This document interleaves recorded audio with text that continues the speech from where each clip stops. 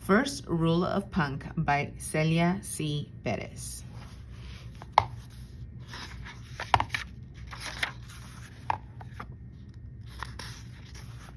For Emiliano, for my mom Gloria, and in memory of my sister Gloria A. Tuñon.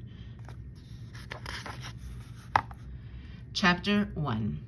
Dad says punk rock only comes in one volume, loud. So when I slipped my headphones over my ears, I turned the music up until bass strings thumped, cymbals hissed, and guitar strings squealed like they were having a conversation with each other.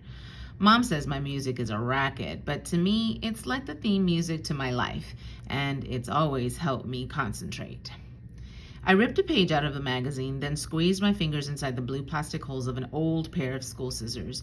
It was a little too close for comfort, but my real scissors, the ones that made of steel with a black handle, were packed away, and I had to get this done. It was now or never. I maneuvered the blades carefully around the page.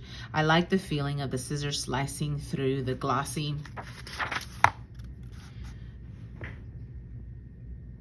paper, especially when I got to the very last snip and freed the exact piece I wanted. The word I cut out stuck to my sweaty fingertips, and I carefully placed it on the floor where my zine supplies were ready out around me. There were sheets of unlined paper and old magazines Dad had given me, an uncapped purple glue stick, and a folder so fat with clip art that paper spilled out of the opening. The yellow Whitman sampler box that held my colored pencils, stickers, and scraps of paper still smelled of chocolate, but no longer contained a delicious assortment of candy. While hunched over the magazine, looked for more letters to cut out, a pair of leather sandals' feet suddenly appeared. I looked up at my mom, who stood over me in her Hecho en Mexico t-shirt and a knee-length Ghazi shirt. Her lips moved, but her words were no match for my music. Finally, she pointed to her ears. Super Mexican strikes again, I said, pulling the headphones down around my neck. Super Mexican is my nickname for Mom. She's always trying to school me on stuff about Mexico and Mexican-American people. I think her main goal in life is to make me into her ideal Mexican-American señorita. Plus, she likes to wear those embroidered dresses and skirts and wraps called rebosos. I call this her Super Mexican uniform. Mom acts like it annoys her, but I think she secretly likes the nickname. Funny, Mom said. You all done packing? I guess. I glanced over at a pile of boxes and bags next to the door. Mom told me to bring everything I needed, but not to overpack, which didn't make any sense. My room wasn't my room without my things. There were only a few belongings I decided to leave behind, and they became the only signs that I'd ever lived here. I felt like someone had taken a giant pink pearl eraser and rubbed me out of the picture. Great, Mom said. Your dad will be here in an hour, so get ready. I am ready. I looked down at my t-shirt and shorts. Mom's eyes moved over my clothes with her super scanning powers, looking for holes and stains and other un-señorita-like offenses to point out. But before she could comment on anything, she noticed the magazine I was cutting. Malu, that's not my new magazine that just came in the mail, is it? I gave Mom an unapologetic smirk to let her know that it was. I'll take that, thank you very much, she said, holding out her hand. If you need magazines, check the recycling bin. Yes, ma'am, I said, and saluted before I handed her the copy of Bon Appetit. I put my headphones back on and grabbed a blank sheet of paper. I had to get this zine done before Dad came to pick me up. I started making zines earlier this year when I discovered Dad's collection of punk music zines from his high school days. Zines are self-published booklets like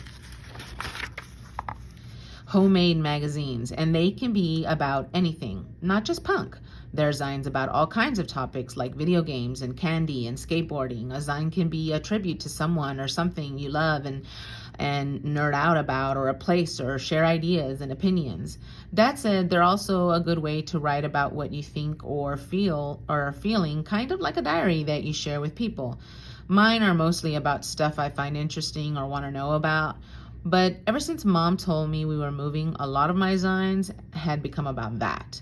Mom made it seem like this move was no big deal because we'd be back when her new job contract expired. But 2 years might as well be forever. 2 years meant all of middle school, and I couldn't even imagine what 2 years away from Dad would feel like. It was a very big deal. So for the next hour, I wrote and cut and pasted a final plea to Mom. I glued the last letter onto a page just as the doorbell rang to signal that my time was up. There is no place like home, home, home. Home is Dad and Martí.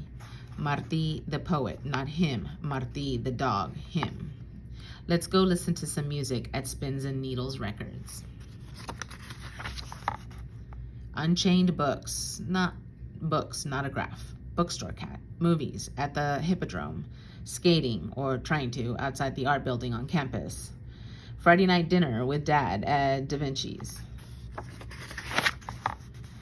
Spanish moss hanging from the trees like ghosts, afternoon thunderstorms. My favorite reading spot in the library, when the delivery guy throws our bags of bagels into the porch from his bike. Love, comfort, family, roots, fun, happy, safe, my home.